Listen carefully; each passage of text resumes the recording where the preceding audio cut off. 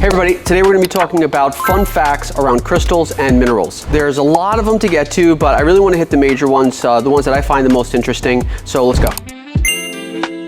First up, we're going to be talking about fluorite. Now, fluorite ranges in color from A to Z, but interestingly enough, organically, fluorite forms without color. These transparent crystals actually get their color from the way that light enters it and reacts with the chemicals inside of it. For example, like manganese makes fluorites orange. Most traditionally, we're going to see purple fluorite, which essentially happens when fluoride ions are pushed outside of the structure. It's essentially just an effect of radiation or heating, creating the purple color.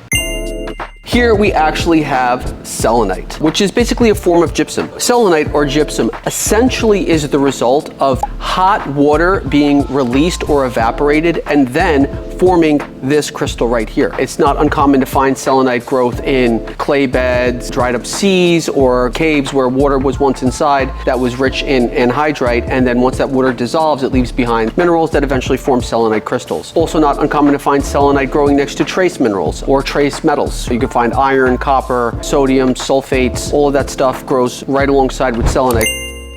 Next up on our list, we're going to be talking about Iceland Spar, and actually historically one of the coolest rocks that exists. This clear form of calcite actually takes light and bends it in two different directions, creating an optical effect, also known as birefringence. The Vikings actually used this as a sunstone to find places that they couldn't find during the daytime when it was cloudy. So essentially that's what the Vikings were doing. They were taking it, they were moving it in and out of their vision, and as they saw the double dot patterns, that's how they were able to actually say, oh, that's the direction of the sun, and head in that direction.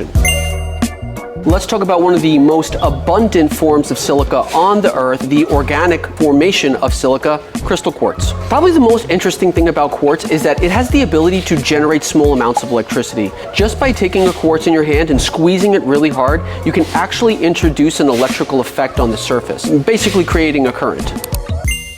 Next up, we're going to be talking about the most common lead-rich mineral on the planet, Galina. The biggest secret of Galina, and what we probably don't know, is that Galina can be used to extract music. Yeah, crazy. Instruments and voices through this sucker. While Galina is a semiconductor, meaning that it can conduce electricity, the crazier thing about it is that it was actually used in revolutionary radios around the 1900s, meaning that they were putting pieces of Galina inside of radios that were receiving radio waves and then transmuting them into music out of the radio. Really crazy. Did we know that this was Britney Spears crystal? Spearsonite. That's my new trade name.